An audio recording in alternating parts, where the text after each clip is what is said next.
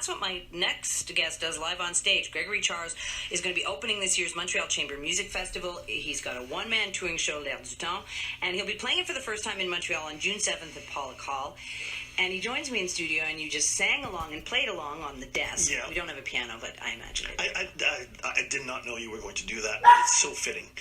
Because had my mom not been so in love with Harry Belafonte, I would not be here.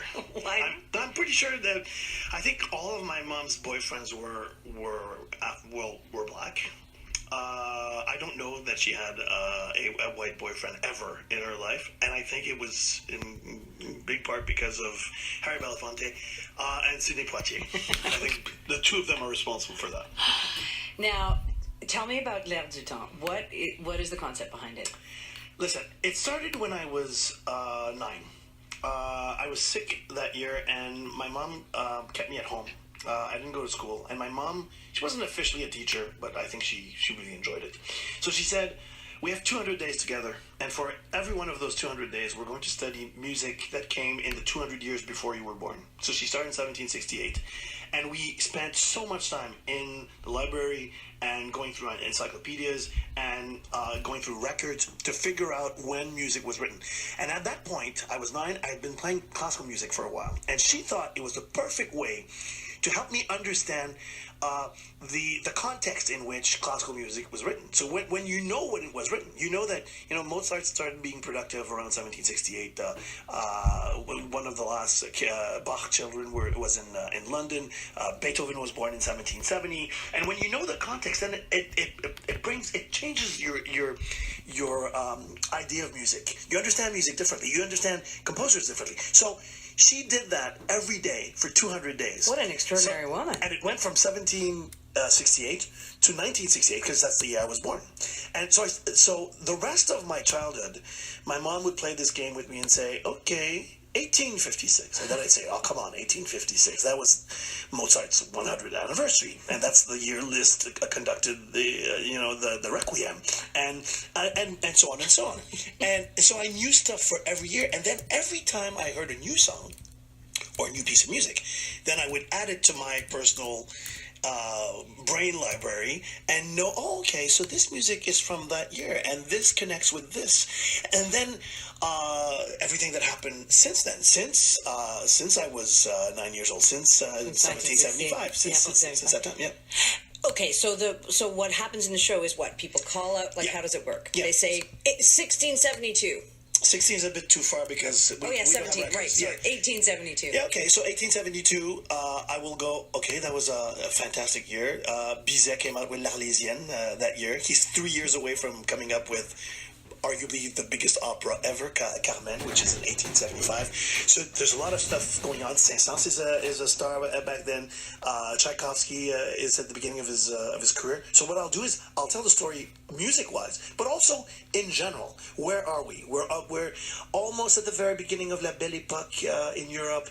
What's going on here? 1872, for example, is just a few years after Confederation. And I'll tell the story, and then I'll sit down and play music from that year. It might be opera, it might be classical music in that case, it might be for the 20th century, it might be jazz, it might be popular music, Broadway, and popular songs. And the fun thing is that, in a way, music has not changed that much in the past 250 years. That's Really? one thing. Now, the other thing, oh yeah, and there's so many melodies, especially pop melodies, that are based on classical music, and the same is true about classical music. Most classical music is based on folklore, on popular national songs, national melodies. So it's fun to see that it's not just music and classical and jazz and the rest. It's civilization. It's our Western civilization, and that's what we've done in the past 250 years. A little bit more, because Bach and Handel and Vivaldi are part of it as well. But I started in 1768 because my mom did so, but also because before that, we're not quite sure when music was composed. It's a little iffy. But from 1768 and on, we have a pretty good idea. And the other thing is that, to me, and that's what I'm trying to tell the audience, there are no genres of music. There's just music. That's all it is. In 1787... 1785, Mozart comes up with his 21st piano concerto. And then 1972, Neil Diamond is looking for a melody. He had a tremendous success in 69 with Sweet Caroline. And he's looking for a melody, and then he hears that, he says, yeah, that'd be a pretty good melody. And then he writes, song, song, blue, everybody's got one. Wow. Which is the same melody. So... And to me, the idea is not did we steal melodies? Did we, is it plagiarism? That's not the idea. It's all derivative. The idea is just that it's all music, and there is no reason for people like me, for example, who were brought up with classical music, to lift our nose up and think that pop music is less intellectual than jazz music. It's all music, and it's all beautiful, and it all means something. And in a way, it tells our story sometimes even more so than history books. That some music, you can tell, for example, at the end of the 19th century, you can tell that there's going to be this blend of black and white music, of European and North American music. You can tell.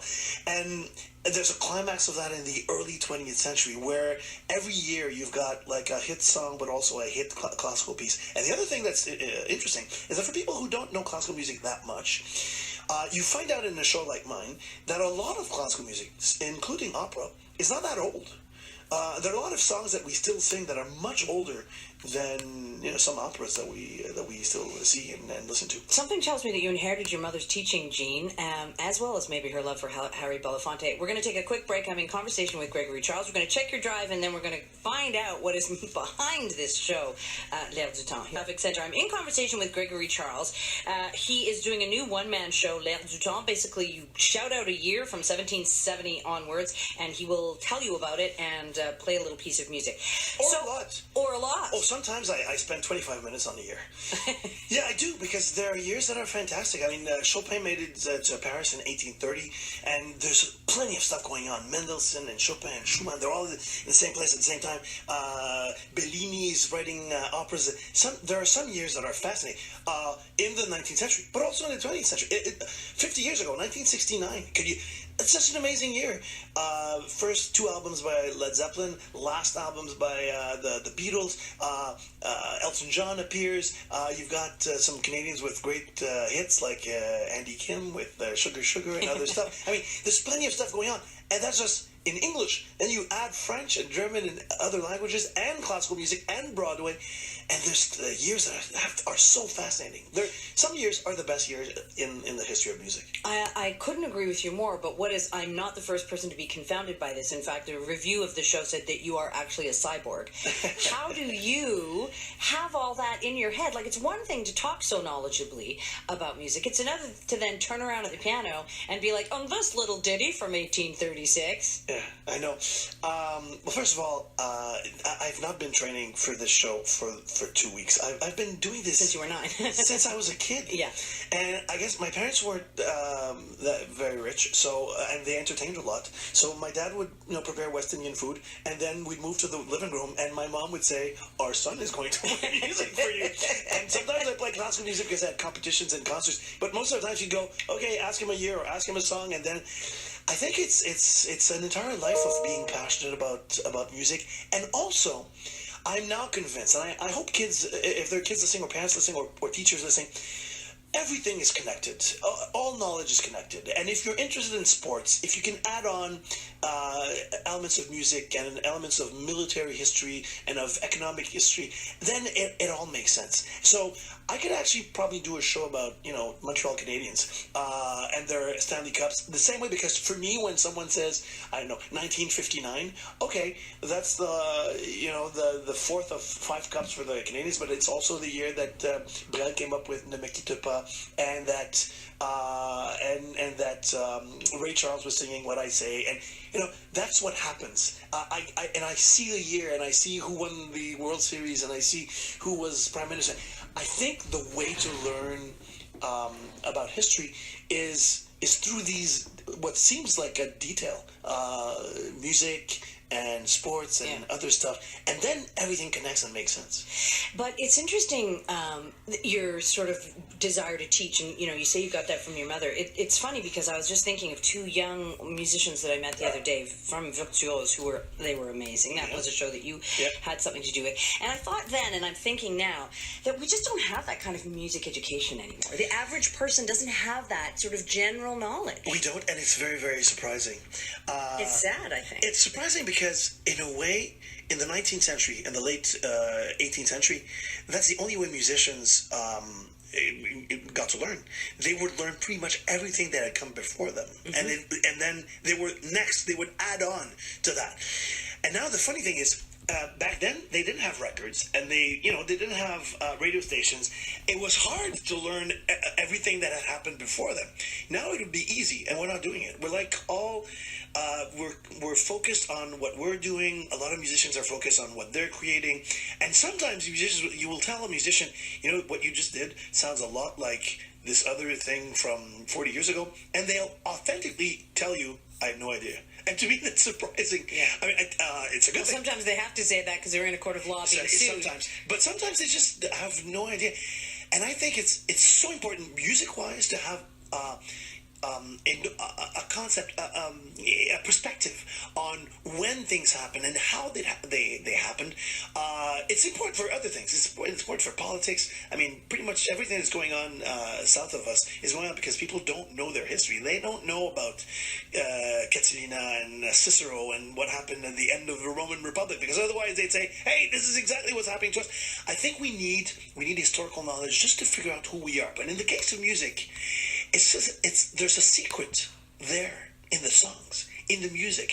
For example, 19th century, Bizet, Berlioz, Brahms, Liszt, they all come up with stuff that's Hungarian. So at some point you have to wonder, why is everyone so obsessed with Hungarians back then? Why is there a Hungarian diaspora everywhere in Europe? And then when it becomes an issue and you get interested in it, then you understand, okay, that's what was going on, and that's what eventually led to the early 20th century and all the troubles. And it was already there. It was in the music, and those melodies were there, and that's why I think it's so important. And I've never taught officially in a school, but I did spend 10 years teaching dropouts early in the morning. I got to a school and said, how can I help? And they said, well, you can't help us inside, but you could help us outside. And I decided the best way to teach was through history. And the two things that had tremendous success was history of science and history of music. Two things that connect. I know if you tell kids about math, they'll say, don't like it. But if you tell them a story about how math evolved, all of a sudden they're interested.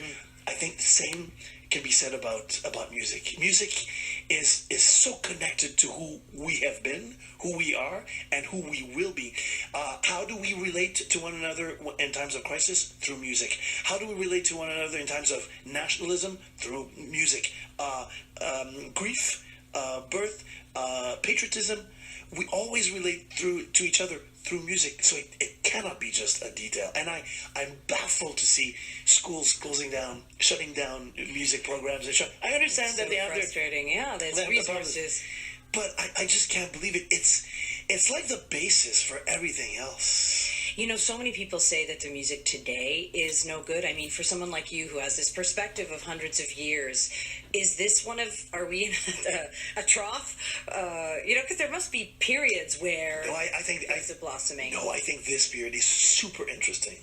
It's super interesting because we're still early in the 21st century. We're still in this battle between black and white music, and to me it's so funny. It started in the late 19th century, and it's still going on. So we have everything that sounds Celtic, that has tremendous success, which is like a Mumford. Mumford and stuff. And then you've got everything inner city, and it's a battle. So true. And it's a syncopated battle because everything that's Celtic is on the first downbeat, and everything else is like on with syncopation, which is fun. And sometimes there's a blend. There comes a moment where there's a marriage between the two. We're still trying to figure out how white and black are going to operate together. And otherwise, in the rest of music, well, then the funny thing is that for the past 150 years, the more oppressed people give us the best music. South America, the Jewish community. I mean, the more you were oppressed, the best music you gave the world. And so we still dance to South American rhythms. We still watch movies to Jewish melodies, and we still party to the African type of syncopation. And I feel that is such a fantastic message. If there are extraterrestrials sitting on the planet somewhere thinking of our history, and they must be like, oh, how cute, their music tells their history. I think that's the way they must look at us. Gregory, it's always a whirlwind talking to you, but it sounds like an amazing show. It is fun. A great way to open the Montreal Chamber Orchestra. We're out of time. We didn't even talk about Beethoven, but it's all about Beethoven. Beethoven did the exact same thing. He would improvise. He would do duels with other pianists in the early 19th century, and he would win every duel against every other pianist because he knew all the music that had come before, and he was a fantastic musician. I'm no Beethoven, but I'm just saying that what he did is what I'm trying to do. Okay, well, we'll leave it at that. Thank you so much for coming in. Thank you. Gregory Charles is my guest in studio. We are going to play a little Beethoven in a second. He's going to be opening this year's Montreal Chamber Music Festival, which is dedicated to Beethoven, the whole thing. He's got this one-man touring show, L'Air du Temps, where you can go and call out a year, and he will play something after